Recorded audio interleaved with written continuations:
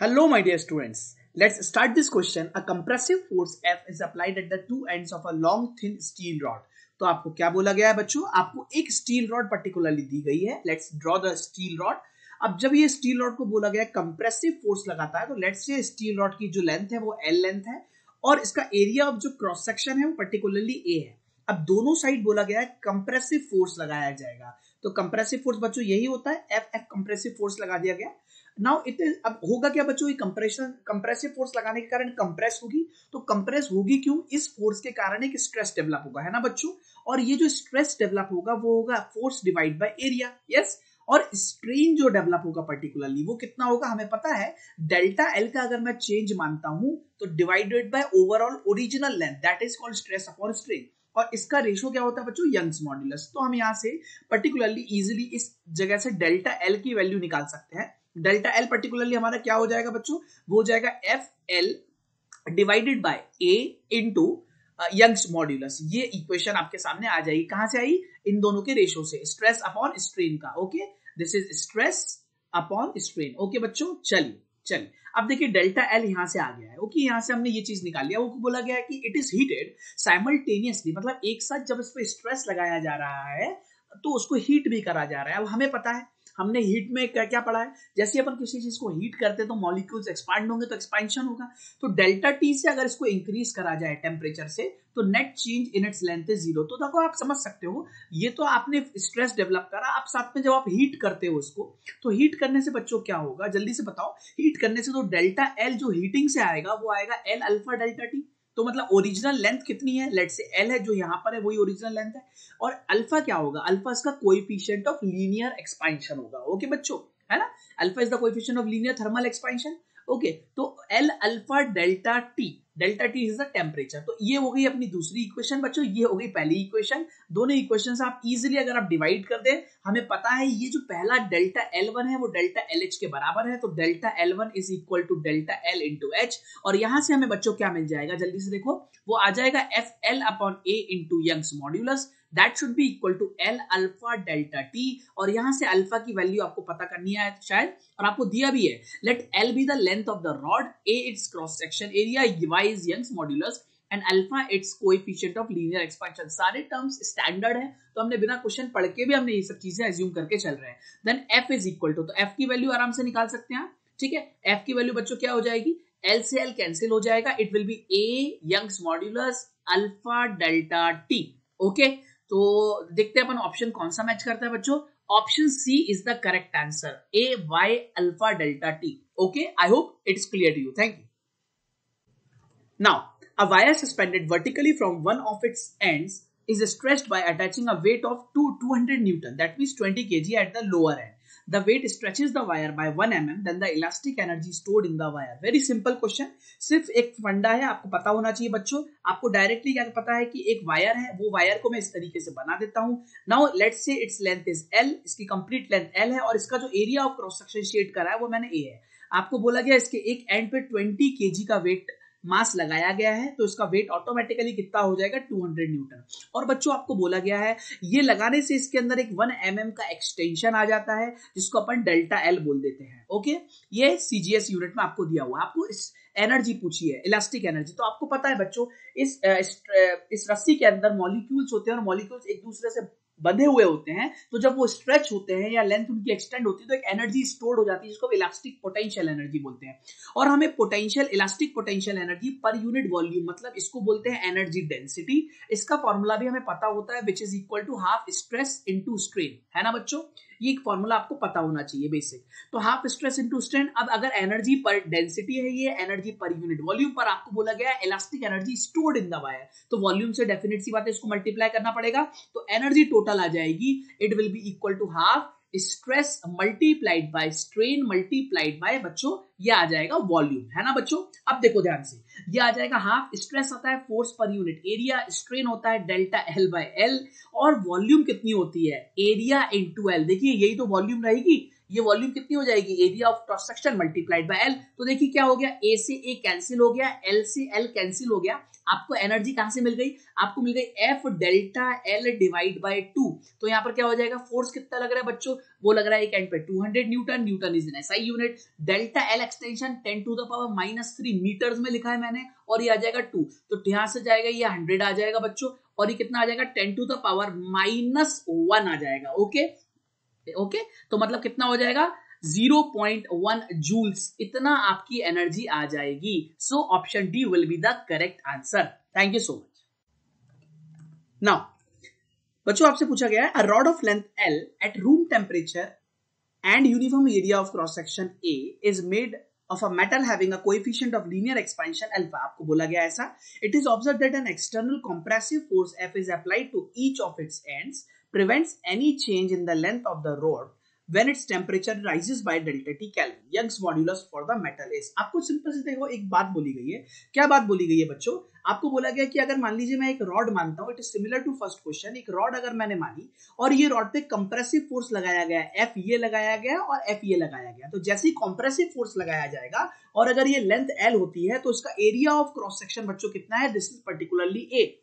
अब आपको बोला गया है कि ये जो रॉड है इसका coefficient of linear thermal expansion भी अल्फा दिया हुआ है, मतलब अगर मैं इसको डेल्टा टी से इंक्रीज करूंगा, इसका टेम्परेचर बढ़ाऊंगा, तो डेफिनेट सी बात है इसकी लेंथ में कोई ना कोई एक्सटेंशन आएगा, जिसका फॉर्मूला होता है L will be equal to L0 1 plus alpha delta T. ये तो आप सभी बच्चों को पता होगा। तो इसमें आपको क्लियरली बोला गया है कि कंप्रेसिव फोर्स लगाने से जो एक्सटेंशन आ रहा था, सॉरी कंप्रेसिव फोर्स लगाने से जो कंप्रेशन आ रहा था वो इक्वेट कर रहा है टेम्परेचर बढ़ाने से जो एक्सटेंशन है। तो डेफिनेट सी बात है डेल्टा एल जो कंप्रेस हो रहा था वो एग्जैक्टली कंपेंसेट करके दे रहा है डेल्टा एल जो एक्सपांड हो रहा है ना बच्चों। तो यहां से अपन डेल्टा एल निकाल सकते हैं। देखिए आपको पता है कि अगर यंग्स मॉड्यूलस की बात करूं तो वो होता है फोर्स पर unit area delta L divide by L. तो डेल्टा एल की वैल्यू यहां से क्या आ जाएगी बच्चों, वो हो जाएगी F into L divide by A into Y, Young's modulus. और यहाँ पर क्या हो जाएगा एक्सपेंशन, थर्मल एक्सपेंशन से डेल्टा एल वो कितना होता है बेटा, यहां से आ जाएगा, देखो डेल्टा एल क्या आ जाएगा, delta L will be equal to L naught alpha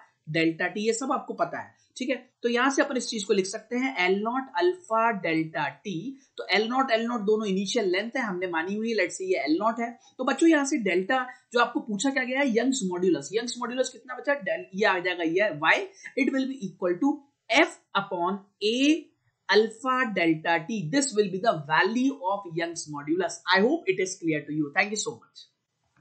now Young's modulus of two wires basically are in the ratio 7:4। A और B 2 wires दिए, 7:4 में उसका Young's modulus दिया हुआ है। वायर ए की लेंथ दी हुई है 2 मीटर लॉन्ग, उसका रेडियस r दिया हुआ है। Wire B is 1.5 metre long, उसका रेडियस 2 mm दिया हुआ है। दोनों वायर को स्ट्रेच करते हैं सेम लेंथ से एक ही गिवन लोड के लिए। तो आपको वैल्यू ऑफ r पता करनी है, r मतलब रेडियस। तो बहुत सिंपल क्वेश्चन है बेटा। देखिए आप एक वायर मान लेते हैं, एक वायर को मैंने इस तरीके से दिखाया हुआ है और ये वायर ए बोल दिया गया है, ओके बच्चों। अब वायर बी मान लेते हैं और वायर बी को भी ऐसे दिखा दिया गया है, ये बी मान लेते हैं। आपको ए की लेंथ 2 मीटर दी हुई है ना बच्चों, और आपको बी की लेंथ 1.5 मीटर दी हुई है। आपको एरिया ऑफ क्रॉस सेक्शन पहले वाले का कितना दिया हुआ है, जल्दी से बताओ। आपको एरिया ऑफ क्रॉस सेक्शन पहले वाले का आर रेडियस दिया हुआ है, मतलब पाई आर स्क्वायर इसका एरिया ऑफ क्रॉस सेक्शन हो जाएगा, और इसका हो जाएगा पाई इंटू 2⁻³ mm, मतलब mm था मीटर में कन्वर्ट कर दिया है, and that will be equal to pi into R square. आपको दिया हुआ है रेडियस इसका, ठीक। अब आपको बोला गया इसके नीचे सेम वेट लगाया गया, सेम वेट लगाया गया मतलब सेम फोर्स से स्ट्रेच करा गया है। तो अगर लेट्स से वो फोर्स एफ है और एफ है, तो ये बोला जाता है इसके कारण जो एक्सटेंशन आया इसके अंदर भी डेल्टा एल आया है और डेल्टा एल इसके अंदर भी आया है। तो वेरी वेरी सिंपल है, मतलब F bye delta L common है, ठीक है। तो पहला यंग्स मॉड्यूलस का फॉर्मूला क्या होता है बच्चों, वो होता है F upon A multiplied by delta L divide by L multiplied by L. तो बच्चों इस चीज में अपन एफ बाय डेल्टा एल निकाल लेते हैं, और एफ बाय डेल्टा एल की वैल्यू कितनी, जल्दी से बताओ।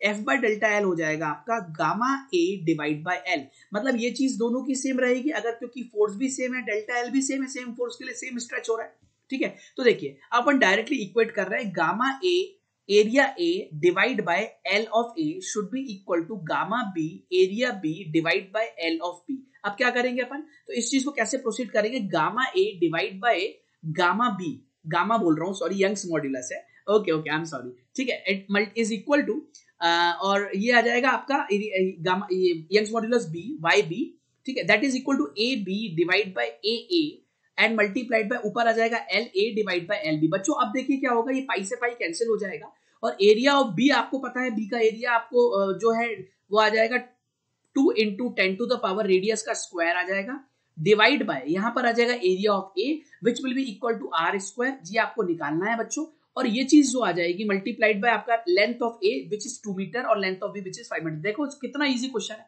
अच्छा Y A upon Y B आपको 7:4 ऑलरेडी दिया हुआ है, तो आपकी एग्जैक्ट इक्वेशन आर स्क्वायर की क्या हो जाएगी, आर स्क्वायर सर बहुत इजी हो जाएगा, that would be equal to 2 into 10 to the power -3 का square multiplied by sir 20 divide by 5 4 20 5 3 15 divide by ये आपका आ जाएगा बच्चों 7:4, ये आपका आंसर आ जाएगा। ठीक है, तो आप जब इस चीज को कैलकुलेट करेंगे तो आपका ऑटोमेटिकली जो आंसर आएगा that would be approximately equal to 1.75 mm।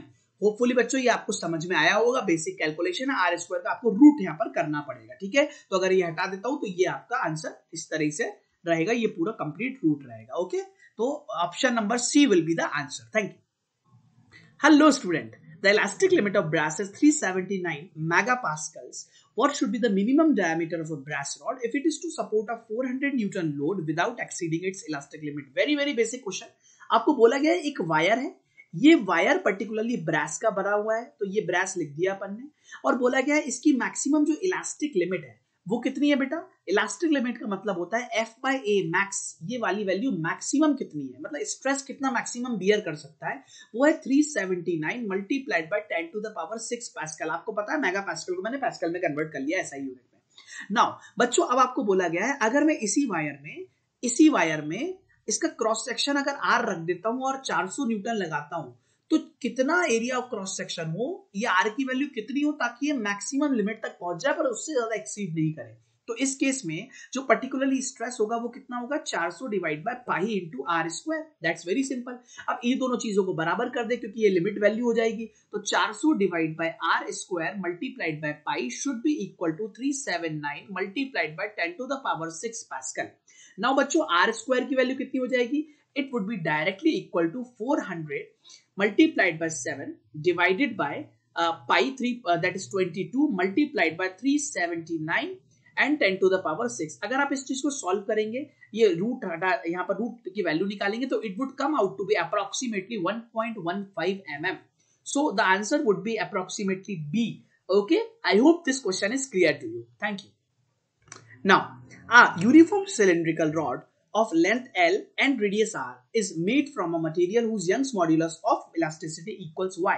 When this rod is heated by temperature T and simultaneously subjected to a net longitudinal compressional force F, its length remains unchanged. Okay, the coefficient of volume expansion of the material of the rod is nearly equal to। बेटे देखिए एक basic common सवाल है, हम कई बार 2 बार उसको और समझ चुके हैं। तो बेसिकली क्या है, एक सिलिंड्रिकल वायर है और इस सिलिंड्रिकल वायर का रेडियस लेट से आर है। ओके बच्चों, ये रेडियस आर है और उसकी लेंथ हम मान लेते हैं एल है। तो उसने बोला है कि अगर मैं इसको कंप्रेशनल फोर्स लगाता हूँ, लॉन्गिट्यूडनल मतलब अलोंग द लेंथ, तो एफ लगाता हूँ तो जो स्ट्रेस डेवलप होने वाला है बच्चों, वो स्ट्रेस कितना होगा, वो हो जाएगा फोर्स डिवाइड बाय पर unit area, that is the stress, है ना।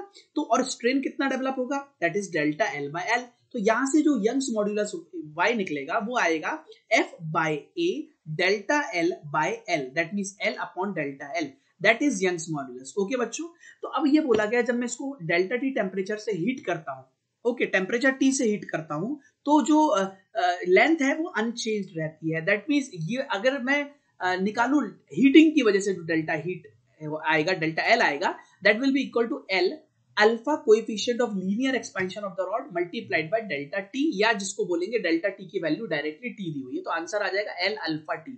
बच्चों आप ट्राई टू अंडरस्टैंड, मैं क्या बोलना चाह रहा हूं, आपको ये वाली लेंथ और ये वाली लेंथ ऑटोमेटिकली बराबर दी हुई है, तो आप दोनों को इक्वेट कर दीजिए ना, तो आ जाएगा आंसर आपका L alpha T, it should be equal to Y A, sorry Y A नहीं आएगा बल्कि डेल्टा एल इधर जाएगा, तो आंसर आ जाएगा F L divide by A into Young's modulus. Okay, अब देखिए यहां से अल्फा निकाला जा सकता है, आराम से अल्फा निकाला जा सकता है। अल्फा क्या हो जाएगा, F L divide by A Young's modulus multiplied by T.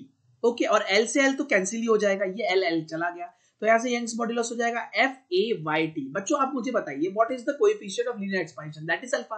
अब कोएफिशिएंट ऑफ वॉल्यूम एक्सपेंशन कितना होता है, that is basically 3 alpha. Okay, तो 3 अल्फा से कितना हो जाएगा, 3f अपॉन a into Young's modulus into temperature. I hope this question is clear to you, thank you. Now The following four wires are made of the same material. Which of these will have the largest extension when the same tension is applied? तो आपको चार wires दिए और आपको extension पूछा, तो पहले अपन equation लिख लेते हैं. होता क्या है basically Young's modulus. Young's modulus का कॉन्सेप्ट क्या होता है कि वो होता है F by A multiplied by delta L by L divide by strain हो जाएगा, तो FL upon A delta L हो जाएगा. बच्चों आपको बोला गया है डेल्टा L का कंपैरिजन करना है और आपको बोला गया है particularly F by Young's modulus की वैल्यू बिल्कुल सेम है, तो L अपॉन पाई इंटू, और देखो यहाँ पर डायमीटर दिया हुआ है तो अपन एक काम करते हैं डी स्क्वायर बाय 4 हो जाएगा वो. ठीक है, तो अल्टीमेटली क्या होने वाला है, अल्टीमेटली डेल्टा L जो है डायरेक्टली प्रोपोर्शनल आ जाएगा L divide bye D square. अगर मैंने इसका रेशियो चेक कर लिया तो मेरा काम हो जाएगा. ठीक है, जिसका इसका रेशियो ज्यादा रहेगा वो इसमें एक्सटेंशन ज्यादा रहेगा. तो रेशियो कैसे निकालेंगे, आपको ये सेंटीमीटर में दिया हुआ है मिलीमीटर में, तो एक काम करते हैं सब कुछ सेंटीमीटर में कन्वर्ट कर लेते हैं. तो पहले वाले की वैल्यू आ जाएगी 200 डिवाइड बाय 0.2 का स्क्वायर सेंटीमीटर में कन्वर्टेड. दूसरे वाले की वैल्यू आ जाएगी 300 डिवाइड बाय 0.3 का स्क्वायर. ओके बच्चों, थर्ड वाले की वैल्यू आ जाएगी 50 डिवाइड बाय 0.05, क्योंकि अपन सेंटीमीटर में इसको कन्वर्ट करेंगे ऑब्वियसली काफी ज्यादा है. ठीक है, फोर्थ वाली वैल्यू आ जाएगी 100 डिवाइड बाय 0.1 स्क्वायर. बच्चों आप ध्यान से देखिए, नीचे 0.05 है, इसका 0 ऊपर जाके ज्यादा मल्टीप्लाइड हो जाएगा, तो ऑटोमेटिकली ये सी क्लियरली विजिबल है कि ये ज्यादा एक्सटेंशन ले लेगा, है ना बच्चों. तो correct answer would be basically C. Thank you so much. Now a man grows into a giant such that its linear dimension increases by a factor of 9. Assuming that his density remains the same, the stress in the leg will change by a factor of. बड़ा ही interesting question है. आपको बोला गया एक आदमी एक giant बन जाता है तो उसकी डेंसिटी सेम रहती है, डेंसिटी दोनों की सेम है, बट उसके लेग के अंदर जो स्ट्रेस डेवलप होता है उसकी वैल्यू निकालनी है. और बेसिकली वो तब जब बड़ा हो जाता है आदमी, मॉन्स्टर बन जाता है, तो उसका स्ट्रेस में जो डायमेंशन में चेंज आता है वो 9 टाइम्स ऑफ फाइनल उसका डायमेंशन, जैसे लीनियर डायमेंशन अपन ने L इसका माना है यहाँ पर, तो वो 9 टाइम्स L हो जाता है, इंक्रीज हो जाता है. ओके, नाउ अब आपको बेसिकली क्या बोला गया है कि ऐसा होता है तो स्ट्रेस निकालना है. तो स्ट्रेस इनिशियली SI कितना होगा बेटा, वो लगेगा force initial divide by area initial, है ना बच्चों. फोर्स क्या है, उसका mass into g divide by area initial क्या है, अपन डायमेंशन अपन इसको एक क्यूबॉइडल शेप में मानते हैं, डायमेंशन L मानते हैं, तो L इंटू L मानते हैं, ये L हो जाएगा, है ना बच्चों. तो M हो जाएगा डेंसिटी इंटू वॉल्यूम, और वॉल्यूम हो जाएगी L cube multiplied by G.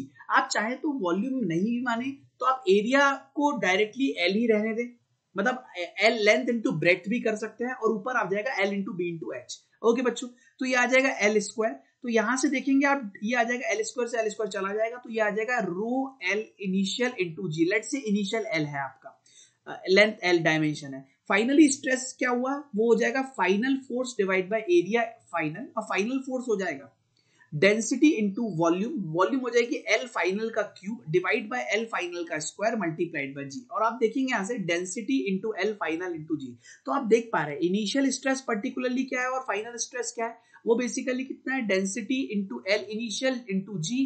और यहाँ पर आ जाएगा डेंसिटी तो चूंकि सेम ही है, इंटू ये आ जाएगा 9 times of L initial into G. G से G चला गया, डेंसिटी से डेंसिटी चली गया, L इनिशियल से L इनिशियल चला गया. तो बच्चों आपका फाइनल स्ट्रेस फैक्टर कितना आ गया, आपको यही तो पूछा है कि फाइनल स्ट्रेस कितने से चेंज होगा. तो स्ट्रेस जो फाइनल आ गया बच्चों वो हो गया 9 टाइम्स ऑफ SI, है ना, 9 times of SI. Initial stress का 9 टाइम्स हो जाएगा, तो it will basically change bye a factor of 9. Okay, thank you so much.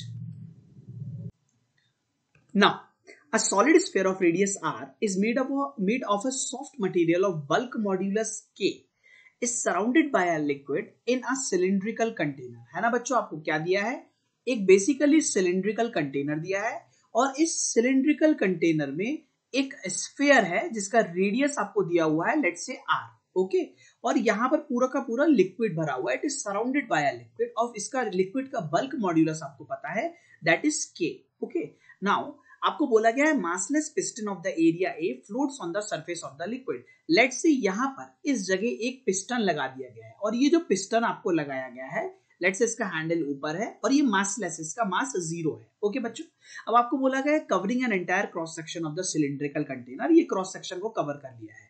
When a mass m is placed on the surface of the piston, एक मास जब m हम रखते हैं इस सरफेस पे, एक m मास हमने जब रखा है इस पूरे कंप्लीट सरफेस को कवर करते हुए to compress the liquid. Basically बच्चों आपको देखो क्या बोला गया है, ये जो मास m है इस पूरे क्रॉस सेक्शन पे रखा गया है, ठीक है, ये क्रॉस सेक्शन जिसको अपन एरिया a मान लेते हैं, ओके।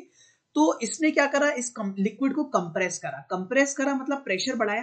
तो यहां पर इस स्फीयर पे डेफिनेट सी बात है प्रेशर बढ़ा होगा हर जगह से, और जिसके कारण रेडियस में एक डिक्रीमेंट आया होगा। तो वही पूछ रहा है, the fractional decrement in the radius of the sphere is इतना, find the value of alpha.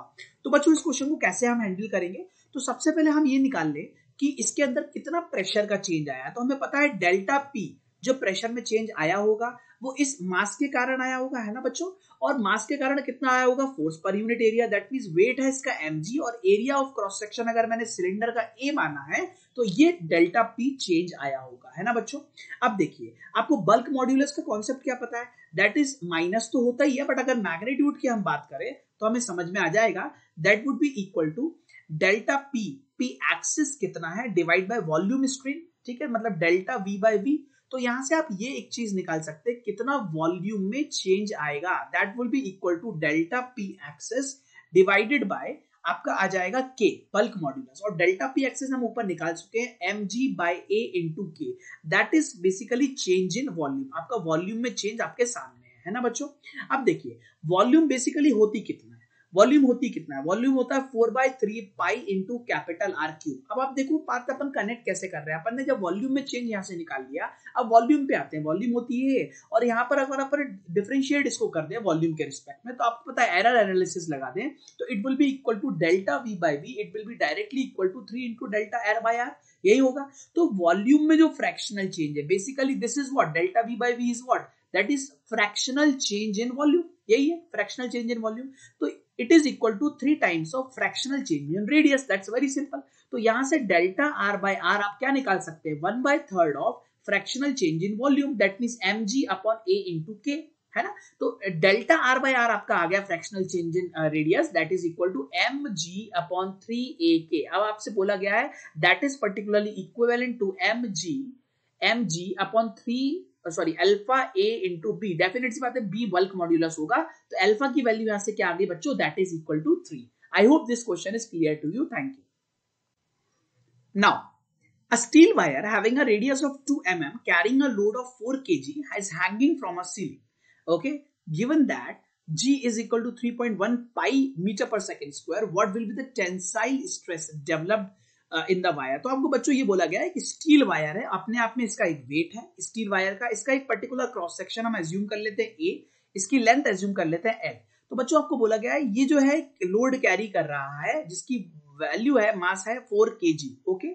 Area of cross section में रेडियस आपको दिया हुआ है 2 into 10 to the power -3 metres.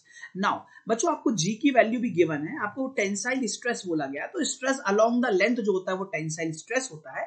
तो स्ट्रेस डेफिनेट सी बात है वो हो जाएगा force is equal to tension, या बेसिकली स्ट्रेस जो होता है फोर्स पर unit area, that is basically आपका हो जाएगा स्ट्रेस। तो स्ट्रेस हो जाएगा फोर्स अपॉन एरिया, फोर्स लग रहा है 40 न्यूटन m इंटू जी, पर यहाँ पर g 10 नहीं लेना है, आपको लेना है m इंटू जी की वैल्यू है 3.1 पाई बेसिकली, और नीचे आ जाएगा area which is equal to pi into particularly आपका आंसर आ जाएगा, आंसर नहीं यहाँ पर 2 into 10 to the power pi R square, that means इसका स्क्वायर आ जाएगा, ओके। नाउ पाई से पाई बच्चों कैंसिल हो जाएगा, that would lead to 4 1 4 4 3 12 12.4 divided by 4 into 10 to the power -6, and that would lead to is equal to 4 3 12 4 1 4, that means 3.1 into 10 to the power 6 Newton per meter square. That would be the stress developed in the wire, tensile stress. Thank you. Now, a steel rail of length 5 meter and area of cross section 40 centimeter square is prevented from expanding along its length while the temperature rises by 10 degrees Celsius. If the coefficient of linear expansion and Young's modulus of steel is itna and this respectively, the force developed in the rail is approximately। तो very simple question, आपको बोला गया है एक rail है, इस rail में जैसे आप ट्रेन की ट्रैक समझ सकते हैं, ये रेल टेम्परेचर बढ़ने से एक्सपैंड करेगी, तो उसको एक कंप्रेसिव फोर्स लगा के उसको बराबर रखा गया है। दैट मींस डेल्टा एल जो एक्सपैंड कर रही थी उसको कंप्रेस उतने ही लेंथ से कर दिया गया, डेल्टा एल कंप्रेस कर दिया गया। तो एक्सपांड चूंकि टेम्परेचर के कारण कर रही थी, तो हम बोल सकते हैं अगर ओरिजिनल लेंथ इसकी एल है तो अल्फा इसका एक्सटेंशन हो जाएगा इनटू डेल्टा टी, टेम्परेचर से अगर एक्सटेंड करती है तो ये एक्सपांड हो जाएगा। और अगर कंप्रेस करना है तो बच्चों हमें पता है कंप्रेस कैसे निकालते हैं हम, Young's modulus into strain, that means delta L upon L should be equal to F by A. तो अगर डेल्टा एल की वैल्यू निकालेंगे तो यहां से वैल्यू आ जाएगी F by A L divide by Young's modulus. तो ये आ जाएगा F by A L divide by Young's modulus. बच्चों ये चीज आ जाएगी, क्लियर है। तो अब देखिए यहां पर आप ध्यान से, अगर आपको यहां पर बेसिकली वैल्यू किसकी निकालनी है, फोर्स की, तो एफ की वैल्यू निकालनी है तो हमें पता है एल से एल कैंसिल हो जाएगा और डायरेक्टली फोर्स आ जाएगा A Y alpha delta T. Values रख दीजिए। एरिया ऑफ क्रॉस सेक्शन कितना है बच्चों, 40 centimetre square. First convert it into what, SI unit multiplied by what is Young's modulus, that means 2 into 10 to the power 11, and what is alpha, coefficient of linear expansion, and that is particularly given as 1.2 into 10 to the power minus 5 per Kelvin, and raise in temperature is 10 degrees Celsius. So it doesn't matter ki whether temperature is in Celsius or Kelvin, because it is the rise in temperature. Okay, rise is always same in both the scales. तो यहाँ से जब आप force की value निकालेंगे तो आपको answer approximately मिलेगा 1 into 10 to the power minus 5 Newton. So that would be the answer. I'm leaving the calculations up to you. Okay, thank you so much. I hope this is clear to you. Now, if S is the stress and Y is the Young's modulus of the material of the wire, the energy stored in the wire per unit volume, आपको ये दिया हुआ है। तो आपको बोला गया stress को आप मानिए S और आपका Young's modulus मानिए Y। Okay, now the energy stored in the wire, what is energy stored पर यूनिट वॉल्यूम? बेसिकली आपको एनर्जी डेंसिटी पूछिए, तो एनर्जी स्टोर्ड पर unit volume is basically nothing half stress multiplied by strain. Okay, ये आपकी energy होती है। अब देखते हैं बच्चों, हमें पता है यंग्स मॉड्यूलस होता है स्ट्रेस अपॉन स्ट्रेन, है ना। तो अपन स्ट्रेन को भी इसके टर्म्स में लिख सकते हैं, strain would directly lead to S upon stress. Okay, S upon stress, oh sorry S upon Young's modulus. तो इस चीज को लिख लेते हैं, तो हाफ स्ट्रेस हो जाएगा एस और स्ट्रेन हो जाएगा S upon Young's modulus, that would lead to S square by 2y. So this would be the answer. S square upon 2y would be the fourth answer. I hope it is clear to you. Thank you. Now, a wire fixed at upper end stretches by a length L by applying a force F. The work done in stretching is. But काफी important question है, IIT JEE 2004 में आया हुआ question है, ठीक है। तो हम इसको समझते हैं। क्वेश्चन बहुत इजी है, बट आपको लगेगा इजी है पर थोड़ा सा कॉम्प्लिकेटेड है। देखिए इसमें क्या है, ये एक सीलिंग है, इस सीलिंग से मैं एक वायर बांध देता हूं, और जैसे ही मैंने ये वायर बांध दिया, अब आप ध्यान से समझिए बच्चों, इस पे एक एक्सटर्नल फोर्स लगाया जा रहा है, ठीक है। और ये एक्सटर्नल फोर्स लेट से इस वायर को एक्स डिस्टेंस एल डिस्टेंस तक खींचता है। कितना डिस्टेंस? L distance. तो जब एल डिस्टेंस तक बच्चों इस वायर को खींच लेगा तो ये एक्सटर्नल फोर्स कांस्टेंट है ना। तो डेफिनेट सी बात है, आपको लगना चाहिए कितना वर्क होगा, है ना, work done in stretching.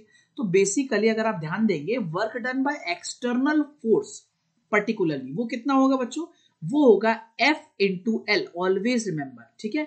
Work done by external forces F into L, but आपसे ये नहीं पूछा गया है, ठीक है। आपसे पूछा गया है work done in stretching is, तो मतलब स्ट्रेचिंग में कितना वर्क हुआ। तो बेटा आपको ये जानना पड़ेगा कि जब भी जैसे ही अगर ये वायर को स्ट्रेच करा जाएगा, देखिए तो इसके इंटरमोलिकुलर फोर्सेज अलग सा ऊपर एक इंटरनल फोर्स बनाएंगे, इंटरनल स्ट्रेस फोर्स बनाएंगे, ठीक है। आपका एक्सटर्नल फोर्स तो कांस्टेंट है, बट एक इंटरनली खिंचाव होने के कारण, एक पोटेंशियल एनर्जी होने के कारण वो एक रीस्टोरिंग फोर्स डेवलप होगा। और ये इंटरनल फोर्स कंटिन्यूअसली जब तक ये वायर नीचे जाएगा तब तक कंटिन्यूअसली ये एक्सटर्नल फोर्स कांस्टेंट है, बट इंटरनल फोर्स वेरी करता रहेगा। ध्यान देना, this internal force will be varying. तो पर्टिकुलरली आपको जो निकालना है वो ये निकालना है, अगर मैं इस डायरेक्शन को y मानता हूं तो आपको जो निकालना है work done basically by internal force निकालना है, बिकॉज यही इंटरनल फोर्स वर्क करेगा स्ट्रेचिंग में। तो देखिए ये आंसर आ जाएगा अपना directly internal force into dot dy। अगर मैं मानता हूं ये वाला डायरेक्शन नीचे वाला y है, तो क्योंकि अगर ये इंटरनल फोर्स वेरिएबल है तो आपको समझ में आना चाहिए कि ये हर बार अपन को ये वाला फॉर्मूला लगाना पड़ेगा, मतलब वेरिएबल वर्क का फॉर्मूला लगाना पड़ेगा। तो अब पहले तो अपन इंटरनल फोर्स की डिपेंडेंसी देखते हैं y में है कितनी, ठीक है। तो अगर मैं मान लेता हूं किसी भी जनरल पॉइंट पे, लेट्स से किसी भी जनरल मोमेंट पे एल डिस्टेंस आने से पहले, ये टोटल एल डिस्टेंस आने से पहले इसकी जनरल मोमेंट पे लेट्स से ये y डिस्टेंस तक आया, तो उस y डिस्टेंस पे कितना स्ट्रेचिंग फोर्स लग रहा होगा। ठीक है, तो सबसे पहले तो अपन को पता है कि यंग्स मॉड्यूलस क्या होता है, that is equal to F internal force divide by, क्योंकि इंटरनल फोर्स की वजह से ही स्ट्रेस डेवलप होता है, डिवाइडेड बाय जो भी एक्सटेंशन आया सिस्टम में divided by L। Very simple है ना।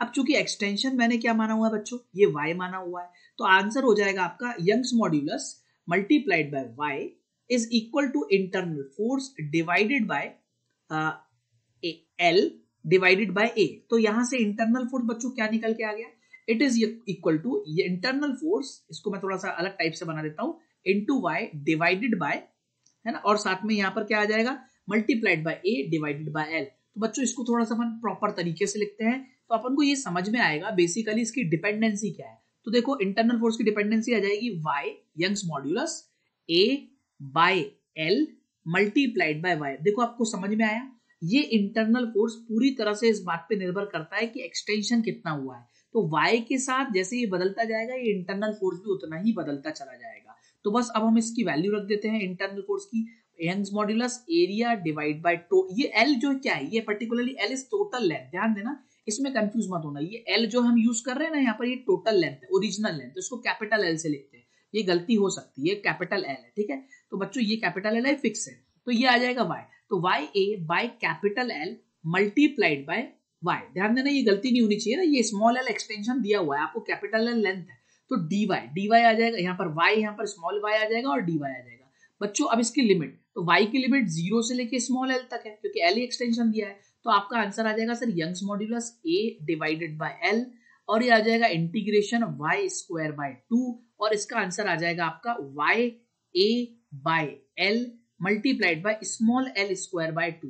बच्चों देखो ध्यान से, ये आपका वर्क डन आया स्ट्रेचिंग में, पर ये ऑप्शन देखेंगे आप कहीं मैच नहीं कर रहा है, तो आपको मैच कराना पड़ेगा। कैसे मैच कराना पड़ेगा, इक्विलिब्रियम जब कंडीशन आएगी, फाइनल स्टेज जब आएगी, तो उस केस में यंग्स मॉड्यूलस क्या होगा, वो होगा फाइनल जो फोर्स है उस समय इंटरनल फोर्स एक्सटर्नल फोर्स के बराबर हो गया होगा, है ना, एट इक्विलिब्रियम। ध्यान देना internal force which is equal to F external, जो कि F दिया है, by area divided by delta L extension small l हो चुका होगा कंप्लीट, और बाय कैपिटल L। बात समझ में आई। तो यहां से हमने क्या निकाला बेसिकली, यहां से y a बाय, आप इसकी वैल्यू निकालिए, देखिए y a बाय l मतलब कैपिटल L, आप इसको पहले प्रॉपरली अपन लिख लेते हैं थोड़ा सा कंफ्यूजन ना हो, ये y is equal to F divided by A capital L divided by small l। आप यहां से y a बाय l की वैल्यू निकालिए, y capital A bye l it should be equal to, just a minute, हाँ, y a bye l की value निकालिए, तो ये कैपिटल L यहाँ पर y a बाय l कैसा आएगा, जस्ट अ मिनट, इसको अपन एक काम करते हैं, इसको रब कर देते हैं, ये y l में कंफ्यूजन हो रहा है, l is the extension and capital L is the total length, है ना बच्चों। तो y a bye l is equal to F by L. Now it is clear. चलिए तो y बाय l की वैल्यू यहाँ पर रख देते हैं अपन, तो यहाँ से रिजल्ट क्या आ जाएगा, वो आ जाएगा F by L multiplied bye L square by 2। L से L गया, है ना, L से L चला गया, तो आपका आंसर आ जाएगा F L एक्सटेंशन जो हुआ बाय 2। बहुत ही इंटरेस्टिंग वर्क है बेटा, बहुत ही इंटरेस्टिंग क्वेश्चन है। देखो इससे आपको यहाँ पर मैं आपको एक ब्लॉक बना के बता रहा हूँ, यहाँ पर आपको पता चल गया work done by internal stretching force कितना हुआ, FL by 2, this is the work. ठीक है, तो this is the answer FL by 2। But इसके साथ में आपको एक और बात ध्यान देनी है, जो एक्सटर्नल फोर्स ने वर्क किया बच्चों, वो कितना किया, वो किया F इंटू L, बट जो बीच का वर्क है वो कहाँ गया, तो हीट डिसिपेटेड में गया, और वो वर्क हो जाएगा FL बाय 2। आई होप आपको ये क्वेश्चन क्लियर हुआ होगा। ठीक है, थोड़ा सा कंफ्यूजिंग है, L और L में कंफ्यूजन हो रहा है, बट ये हमें बहुत ध्यान से करेंगे तो इजिली हमें समझ में आ जाएगा। I hope this question is clear to you, thank you. Now आपको दिया हुआ है two wires are made of the same material and have the same volume, okay. However, wire 1 has a cross-sectional area A and wire 2 has a cross-sectional area 3A, okay. If the length of the wire 1 increases by delta x on applying a force F, how much force is needed to stretch the wire 2 by the same amount? Basic question है, आपको दो wires दिए हुए हैं, particularly एक wire आपका ये दिया हुआ है और एक वायर ये दिया हुआ है, हमें नहीं पता इनकी लेंथ वगैरह क्या है। अभी हाल फिलहाल L1 मान लेते हैं, A1 मान लेते हैं, L2 मान लेते हैं, A2 मान लेते हैं। आपको पता है कि A1 बाय A2 इसकी वॉल्यूम सेम है, तो हम लिख देते हैं A1 L1 should be equal to A2 L2, simple सी बात है। अच्छा, आपको एरियाज का रेशियो दिया हुआ है, देखो एरिया 1 दिया हुआ है 2 और एरिया 2 सेक्शनल एरिया A, अच्छा A और आपको 2 दिया है, ये दिया है A और इसका एरिया और दूसरे का दिया है 3 है। तो देखो बहुत सिंपल सी बात है, है ना। तो L1/L2 कितना हो जाएगा बच्चों, ये हो जाएगा 3, बेसिक है ना। L1/L2 का रेशो आ गया आपके सामने। अब आपको बोला गया कि पहला जो वायर है वो डेल्टा एक्स से स्ट्रेच होता है, ठीक है, और दूसरा वायर बेसिकली क्या है, उसको भी डेल्टा एक्स से स्ट्रेच करना है, बट पहले केस में ना फोर्स लगता है डेल्टा एक्स से स्ट्रेच करने के लिए F, तो दूसरे केस में कितना फोर्स लगेगा। बहुत बेसिक क्वेश्चन है, बहुत ही इजी।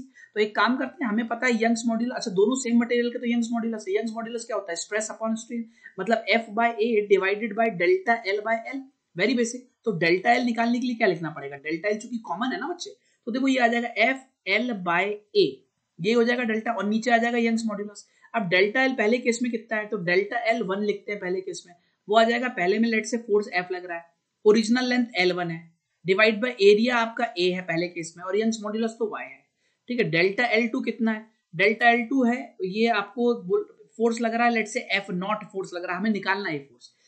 लेंथ कितनी है इसकी, लेट से L2 है, डिवाइडेड बाय एरिया कितना है, वो 3A है, और यंग्स मॉड्यूलस कितना है, वो तो Y है। डिवाइड कर देते हैं first equation by second equation, तो आंसर कितना आ जाएगा अपना, डिवाइड है इक्वेट कर दे तो FL1/A into Young's modulus, F0L2/A into ये 3A into Young's modulus. Young's modulus Young's modulus बच्चों कैंसिल हो जाएगा, A से A कैंसिल हो जाएगा, आपका क्या बन जाएगा, F0 की वैल्यू सर वो आ जाएगा F multiplied by 3 bracket L1/L2, ये आ जाएगा। अच्छा L1/L2 का रेशियो मुझे पता है, हाँ 3 है, तो आंसर कितना आ जाएगा, 9 टाइम्स ऑफ F, 9 गुना फोर्स लगाना पड़ेगा तब जाके सेम एक्सटेंशन आएगा। I hope it is clear to you, thank you so much. Now, a wire elongates by L mm when a load W is hanged from it. If the wire goes over a pulley and two weights W each is hung at the two ends, the elongation of the wire will be, very simple question but conceptual. देखिए आपको बोला गया एक wire है, इसका area of cross section कुछ दिया होगा A, ठीक है, आपको इसको W वेट से हैंग करा गया, तो इसके ऊपर स्ट्रेस जो डेवलप होगा इस मोमेंट पे, ठीक है, वो आ जाएगा W/A, this is the stress, and stress होता है Young's modulus multiplied by strain, ठीक है। तो लेट से इसमें जो एक्सटेंशन आया वो L mm का आया, और ओरिजिनल टोटल लेंथ इसकी L है, बोलिए बात समझ में आई। अब चलिए यहां से हमने जो टोटल L लेंथ दी हुई है, ये L mm का एक्सटेंशन दिया हुआ है, L को अपन लिख लेते हैं WL/A इंटू वाई, इसको इक्वेशन नंबर 1 बना लेते हैं, ठीक है। अब ये बोला गया इसी वायर को हम एक पुली के अराउंड करते हैं, तो ये वायर आ जाएगा, ये वायर आ जाएगा, ये लेंथ आ जाएगी L/2, ये लेंथ आ जाएगी कैपिटल L/2। अब इधर भी W वेट लगाया गया बच्चों, और इधर भी W वेट लगाया गया, तो क्या होने वाला है इस केस में, देखो इस केस में अगर मैं बोलूंगा, क्योंकि मटेरियल से में यंग्स मॉड्यूलस सेम रहेगा, तो स्ट्रेस अब कितना रहेगा, W by area of cross section नहीं बदलेगा, ठीक है, एरिया ऑफ क्रॉस सेक्शन तो वही है, तो W/A Young's modulus multiplied by extension let say delta L1 आया, और L आ जाएगा L/2, तो यहां से डेल्टा L1 की बच्चों वैल्यू कितनी आ जाएगी, वो आ जाएगी WL/2AY, है ना बच्चों। अब इसी तरह से ये Y यंग्स मॉड्यूलस है, सिमिलरली अगर आप दूसरी साइड पे देखेंगे तो ये डेल्टा L2 की भी वैल्यू आएगी, दोनों साइड एक्सटेंशन आएगा ना बच्चों, क्या आएगा। तो आप मुझे बताओ, इसने पूछा टोटल एलोंगेशन कितना आएगा, तो आप अगर इन दोनों को ऐड कर दोगे, मतलब टोटल एलोंगेशन इस केस में L1 प्लस डेल्टा L2, तो ये आ जाएगा WL divide by 2AY multiplied by 2 से 2 चला गया, तो आंसर आ जाएगा WL/AY, और WL/AY क्या था बेटा, ये तो स्मॉल l पहले से ही चलता रहा, तो पहले में जितना एक्सटेंशन आएगा ओवरऑल वायर में भी उतना ही एक्सटेंशन आएगा अगर पुली में लगा दिया जाता है, तो ऑप्शन आ जाएगा second. Thank you so much. Now if the work done in stretching a wire by 1 mm is 2 joules, the work necessary for stretching the another wire of the same material but with double the radius of cross section and half the length by 1 mm is in joules, कितना होगा। Question पहले समझते हैं, आपको वो दो wires की बात करी गई, एक वायर ये है और एक वायर को थोड़ा सा थिक बना देते हैं क्योंकि क्रॉस सेक्शन की बात करी गई, और दूसरा वायर आपके सामने ये है, ठीक है। हमें नहीं पता कितनी लेंथ है अभी हाल फिलहाल, तो इसकी लेंथ L मान लेते हैं, इसका एरिया A मान लेते हैं, ठीक है। एरिया A से इसका रेडियस बन जाएगा πr², और दूसरा जो वायर है उसका डबल रेडियस बोला गया है, तो इसका A1 बोल देते हैं, है ना। तो इसका जो नया रेडियस हो जाएगा A2, it will be equal to pi into 2r का whole square, that would be कितना हो जाएगा 4 टाइम्स ऑफ एरिया A1, मतलब 4th टाइम एरिया हो जाएगा ये, ठीक। चलिए, और इसकी जो लेंथ बोली गई है, देखिए यहां से दिख रहा है मुझे, double the radius and half the length, तो इसकी लेंथ है L/2, ये आपको पैरामीटर्स दिए हुए हैं। अब आपको बोला गया है बच्चों, आपको ये बोला गया है कि अगर पहले वायर को मैं 1 mm से स्ट्रेच करता हूँ, 1 mm से, ठीक है, ठीक है, और तो इसमें 2 जूल का वर्क होता है, तो बेटा मैं आपको पहले इसके जस्ट पहले क्वेश्चन में हम सीख चुके हैं वर्क डन इन स्ट्रेचिंग, तो वर्क डन स्ट्रेचिंग में क्या होता है, F into delta L by two, ये बात गारंटी है, ये अपन समझ चुके, अपन को पता है half force into delta L, ठीक है। कंप्लीट वर्क ट्रांसफर नहीं होता है, अगर आप एक्सटर्नल फोर्स एफ से खींच रहे हो तो कंप्लीट वर्क ट्रांसफर नहीं होता, आधा वर्क हीट में चला जाता है। तो F into delta L by two, ये वर्क आपका उसमें स्ट्रेचिंग में जाएगा। तो बेसिकली अगर वर्क डन पहले का देखें तो पहले केस में work done is equal to, या इसको यहां पर लिखते हैं बेटर, वर्क डन पहले केस में is equal to F force जो लग रहा है, एक्सटेंशन आ रहा है 1 mm का, इसको 1 mm लिख देते हैं, डिवाइडेड बाय, अभी यूनिट्स चेंज नहीं करते हैं, बाय 2, और ये चीज 2 जूल्स दी हुई है अपन को, ठीक है। ये पहले केस में 2 जूल्स दिया हुआ है आपको वर्क, ठीक है, 2 joules of work is done, तो 2 इंटू 2 इट विल बी 4। तो पहले वाला जो केस में जो फोर्स लग रहा है लेट्स से वो F1 है, ठीक है, तो F1 into 1 mm is equal to 4। ये पहली इक्वेशन अपने सामने आ गई, इसको अभी अपन हाल फिलहाल ऐसे ही रहने देते हैं, ठीक है, ठीक है। चलिए आगे बढ़ते हैं। दूसरे केस में क्या करें सर, दूसरे केस में जो वर्क आएगा W2 it will be equal to F2 into दूसरे केस का जो एक्सटेंशन है, हालांकि वो सेम ही दिया हुआ है, डिवाइडेड बाय 2। तो आंसर आ जाएगा sir F2 multiplied by delta L2 जो 1 mm दिया हुआ है, डिवाइडेड बाय 2, है ना। तो ये अब ये वर्क आपको इतनी आसानी से पता नहीं चल पाएगा जब तक कि आपको F2 का रिलेशन F1 में नहीं पता हो, ध्यान देना, है ना। तो F2 का रिलेशन बच्चों F1 में पता करने के लिए आपको थोड़ा दिमाग लगाना पड़ेगा, उसमें हेल्प लेंगे अपन यंग्स मॉड्यूलस की। अगर मैं पहले केस में बात करूं तो पहले केस में मुझे पता है, पहले केस में जो फोर्स लग रहा है वो F1 है, डिवाइड बाय एरिया 1 है, ये हो जाएगा stress, it should be equal to Young's modulus multiplied by पहले केस में जो एक्सटेंशन आया डेल्टा एल और divide by original length L, let's say मैं पहले केस में एल लेंथ मानी है, ठीक है। अब चलिए एरिया क्या होता है, पाई इंटू आर स्क्वायर होगा, तो अपन F1 की वैल्यू लिख लेते हैं, it is equal to Young's modulus into delta L मेरा 1 mm, हालांकि सेम ही है, ये एल लेंथ आ जाएगी और मल्टीप्लाइड में यहाँ पर आ जाएगा पाई इंटू आर स्क्वायर। अब देखिए सिमिलरली ये पहले केस के लिए, अगर दूसरे केस के लिए अगर आप देखेंगे तो F2 divide by area 2 should be equal to Young's modulus into delta L by L. Delta L तो दोनों जगह सेम है, पर ये एल बाय 2 लेंथ हो गई है, अगर आपको ध्यान हो, देखिए एल बाय 2 हो गई। तो बच्चों ये दूसरे केस की इक्वेशन है, इसको अगर अपन प्रोसीड करेंगे तो अपने पास क्या रिजल्ट आएगा, प्रोसीड करने से F2 की जो बच्चों वैल्यू निकल के आएगी वो आएगी Young's modulus multiplied by delta L, जिसको अपन अब 1 mm बोल देते हैं, ठीक है, आपको दिया हुआ दोनों केस में, मल्टीप्लाइड बाय एरिया हो जाएगा पाई इंटू 2r स्क्वायर, मतलब pi R square multiplied bye 4 बाहर आ जाएगा, और डिवाइडेड बाय क्या हो जाएगा एल बाय 2, मतलब एल इधर आ जाएगा और 2 इधर मल्टीप्लाई हो जाएगा, है ना बच्चों। अब देखो आप ये वाला part particularly this is F1, ठीक है, और यहां से आप इस चीज को रिप्लेस भी कर सकते हैं, F2 is equal to F1 और मल्टीप्लाइड 4 इंटू 8, तो देखिए 8 टाइम्स ऑफ F1 आ गया है। अब आप आराम से वर्क 2 निकाल सकते हैं बच्चों, वो आ जाएगा 8F1, ठीक है, 8F1 डिवाइड बाय 2, ओके। अब आपको वर्क निकालना है तो F1 की वैल्यू ऑलरेडी 4 दी हुई है, तो यहां से 8 इंटू 4 डिवाइड बाय 2, 2 2 जा 4, 2 8 जा 16, तो आंसर आ जाएगा 16 जूल्स वर्क लगेगा इसको इस तरीके से खींचने में। आई होप आपको एक क्वेश्चन क्लियर हुआ होगा, thank you so much. Now a wire of length 1 meter, cross sectional area 10 to the power minus 6 meter square and negligible mass is kept on a smooth horizontal table with one end fixed. A ball of mass 1 kg is attached to its another end. If the wire and the ball are rotating with an angular speed of velocity of 100 radian per second, the wire breaks. What is the breaking stress? थोड़ा सा conceptual question है, आपको बोला गया है, question समझते हैं बच्चों। एक आपको वायर दिया हुआ है, ये मासलेस वायर है, इसका एक क्रॉस सेक्शन दिया हुआ है जिसकी value 10 to the power minus 6 metre square. Now इससे एक साइड में बॉल बांधी गई है, ये बॉल का मास पर्टिकुलरली 1 kg दिया हुआ है ना बच्चे। अब आपको ये वाली लेंथ दी हुई है 1 मीटर। अब आपको बोला गया है ये एक ओमेगा वेलोसिटी से, ओमेगा जिसकी वैल्यू है 10 टू द पावर 2 रेडियन पर सेकेंड से घूम रहा है, और आपको बोला जब ये इससे घूमता है तो ये ब्रेक हो जाता है। तो बच्चों आपको ब्रेकिंग स्ट्रेस निकालना है, तो लिमिटिंग कंडीशन पे बात करनी। तो अगर लिमिटिंग कंडीशन की बच्चों बात करेंगे तो देखिए अगर ये इस मैक्सिमम वेलोसिटी से घूमेगा तो इस पे एक सेंट्रीपिटल फोर्स लगेगा, है ना, सेंट्रीपिटल फोर्स के कारण ये घूम रहा होगा। तो अल्टीमेटली इसकी फ्रेम ऑफ रेफरेंस में अगर अपन देखेंगे तो उस पे सेंट्रीफ्यूगल फोर्स बाहर की तरफ आ रहा होगा, है ना बच्चों। तो ये सेंट्रीफ्यूगल फोर्स जो लग रहा होगा बेसिकली वो कितना होगा, m ओमेगा स्क्वायर r, बोलिए जल्दी से। और ये centrifugal force m omega square r, ठीक है, तो m omega square r centrifugal force लग रहा होगा। तो ये सेंट्रीफ्यूगल फोर्स किसके बराबर होगा, एग्जैक्टली किसके बराबर होगा, ये होगा इसके स्ट्रेस के बराबर, जो यहाँ पर बेसिकली यहाँ पर जो फोर्स लग रहा होगा स्ट्रेस वाला फोर्स उसके बराबर होगा, है ना बच्चों। तो बस आपको यही समझना है, इस केस में जो इस मोमेंट पे जो ये फोर्स होगा यही किसके बराबर होगा, इसके अंदर लगने वाला जो फोर्स होगा वो एम ओमेगा सेंट्रीपिटल फोर्स के बराबर होगा या सेंट्रीफ्यूगल फोर्स के बराबर होगा। दो तरीके से बोल सकते हैं, या तो ये फोर्स सेंट्रीपिटल एक्सेलरेशन या फोर्स डेवलप करके दे रहा होगा, या तो ये सेंट्रीफ्यूगल के डायरेक्ट बराबर होगा। तो एम ओमेगा स्क्वायर, अब एम क्या है, ये एम कितना है सर, ये 1 kg है। ओमेगा कितना है सर, 10 टू द पावर 4 हो जाएगा स्क्वायर करके। रेडियस ऑलरेडी 1 मीटर दिया, तो आपको फोर्स आ गया 10 टू द पावर 4 न्यूटन। अच्छा ये आ गया, तो स्ट्रेस, अगर अब ये स्ट्रेस वाला फोर्स है तो स्ट्रेस कितना हो जाएगा एग्जैक्टली, तो ब्रेकिंग स्ट्रेस कितना हो जाएगा, this is the breaking force, तो एफ बाय ए, तो आपको दिया 10 to the power 4 divide by area 10 to the power -6, that mean 10 to the power 10 newton per metre square. That would be the very basic question था, तो आपका जो answer हो जाएगा वो answer would be B. I hope it is clear to you, thank you so much.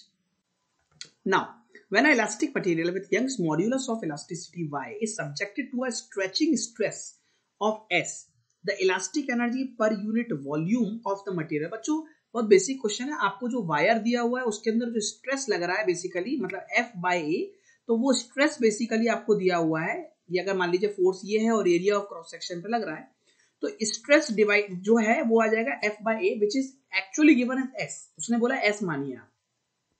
इसका Young's modulus y दिया हुआ और आपको बोला है एनर्जी स्टोर्ड पर यूनिट वॉल्यूम।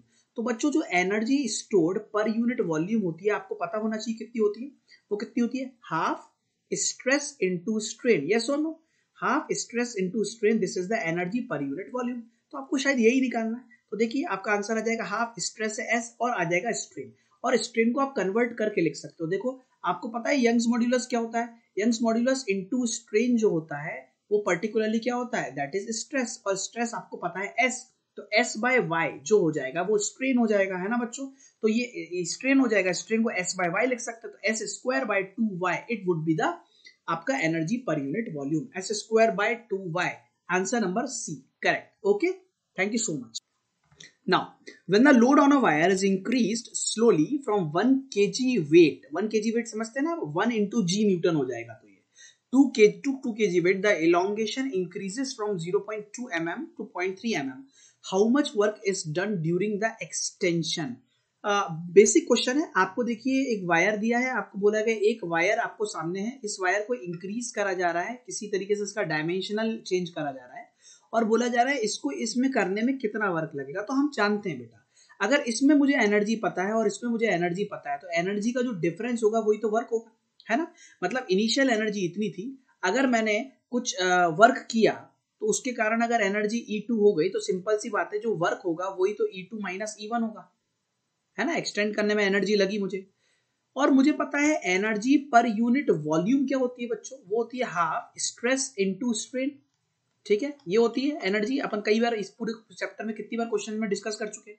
नाउ एनर्जी पहले वाले की कितनी, पहले केस में कितनी हो जाएगी, वो हो जाएगी हाफ पहले वाले का स्ट्रेस वन मल्टीप्लाइड बाय दूसरे वाले का स्ट्रेन, इसको स्ट्रेन को अपन SR से दिखाते हैं, SR1 मल्टीप्लाइड बाय पहले वाले की वॉल्यूम 1। ओके, नाउ एनर्जी 2 कितनी हो जाएगी बेटा, चलो पहले एनर्जी 1 कैलकुलेट कर लेते हैं। ओके, तो एनर्जी 1 कितनी हो जाएगी सर, हाफ स्ट्रेस कितना है, तो force divide by area, force कितना है, फोर्स है 1 kg वेट मतलब 1 G न्यूटन, ठीक है, और एरिया पता नहीं है A1 होगा, और ये हो गया स्ट्रेस मल्टीप्लाइड बाय स्ट्रेन, तो इलॉन्गेशन कितना है 0.2 mm मतलब 10 टू द पावर -3 मीटर्स, और ओवरऑल लेंथ कितनी है मुझे नहीं पता, L1 होगी, multiplied by volume that is A1 into L1 हो गया, ये कैंसिल हो गया, कैंसिल अपना रोल ही नहीं आया इसका, तो ये आ गया आपका E1, ये आपका एनर्जी 1 आ गया। इसी तरह से एनर्जी 2 भी निकाल सकते हैं, हाफ दूसरे का स्ट्रेस वो आ जाएगा 2 kg weight that means 2 G newton divide by area that is stress multiplied by 0.2 into 10 to the power -3 इसका था, तो 0.3 into 10 to the power -3 metres, ये इसका डेल्टा L हो जाएगा, और लेंथ जो हो जाएगी हमें नहीं पता तो L2 मान लेते हैं, बट इसकी वॉल्यूम में A2 इंटू L2 आएगा, ये कैंसिल कर जाएगा, हो गया। तो आपको बेसिकली क्या निकालना है, E2 माइनस E1 निकालना है ना बच्चों, तो आप निकाल सकते हैं, आपको कैलकुलेशन छोड़ दूं मैं, तो हाफ आपके आ जाएगा 2G, कर सकते हैं ना आप, मैं आगे नहीं करता हूँ, into 0.3 into 10 to the power -3 और माइनस कर देंगे G into 0.2 into 20 to the power -3। अब आप इसको निकालेंगे तो आपका answer automatically option number B match कर जाएगा, 1.96 into 10 to the power -3 joules. I hope ये चीज क्लियर हुई होगी, thank you. Now the bulk modulus of elasticity of a material of metal sphere is 2 into 10 to the power 11 newton per metre square. Okay, bulk modulus दिया हुआ है, open air में बोला जा रहा है एटमॉस्फेरिक प्रेशर ऑफ लगता है इस पे 10 to the power 5 newton metre per square newton per metre square हेक्टोरेट. What is the fractional decrease in its volume if it is kept in vacuum chamber? Try to understand बच्चों. Problem क्या है कि actually में ये जो sphere है जब बेसिकली जब एयर में रखा है तो एयर में इस पे कंटिन्यूअस प्रेशर लग रहा है. ओके, ये प्रेशर लग रहा है ओपन एयर में. तो जब ये प्रेशर लग रहा है इस पे एयर के अंदर, तो एयर के अंदर इस प्रेशर में इसका जो बल्क मॉड्यूलस आपको ऑलरेडी दिया हुआ मेटल स्फीयर की प्रॉपर्टी होती है 10 to the power 11 newton per metre square. और इसमें जो प्रेशर लग रहा है जो पी नॉट एटमॉस्फेरिक प्रेशर है that is 10 to the power 5 newton per metre square. Fractional decrease बोल रहा है इन वॉल्यूम में. तो if it is kept in a vacuum chamber, अगर इसको एक मैं वैक्यूम चैम्बर में रख दूंगा, वैक्यूम चैम्बर में, ठीक है, तो इसके अंदर कितना फ्रैक्शनल डिक्रीज आएगा वॉल्यूम में. ठीक है, तो अपन इसको समझते हैं. तो जो एक्सिस प्रेशर है डेल्टा पी एक्सिस प्रेशर, वो बच्चों कितना आएगा, वो तो एटमॉस्फेरिक प्रेशर के बराबर आ जाएगा ना, है ना, एटमॉस्फेरिक प्रेशर के बराबर आ जाएगा. तो एटमॉस्फेरिक प्रेशर के अगर बराबर वो आ गया तो कितना आ जाएगा एटमॉस्फेरिक प्रेशर के बराबर, वो पी नॉट के बराबर आ जाएगा. और मुझे पता है बल्क मॉड्यूलस होता है delta P axis divide by volume instant magnitude की बात कर रहा हूँ बल्क मॉड्यूलस, तो वैसे माइनस आता है डिक्रीमेंट के लिए. तो डेल्टा पी जो एक्सिस आया वो पी नॉट के बराबर है और divide by delta V by V naught B. अच्छा, डेल्टा वी बाय बी क्या है, ये तो फ्रैक्शनल डिक्रीज इन वॉल्यूम है. तो आपका आंसर कितना आना चाहिए, delta V by V should be equal to P naught by bulk modulus. और पी नॉट की वैल्यू कितना है, P naught is 10 to the power 5 newton per metre square, that is 2 into 10 to the power 11. तो इसको अपन करेंगे तो आ जाएगा 0.5 multiplied by 10 to the power -6 and it is actually equal to 5 into 10 to the power -7. Okay, thank you so much.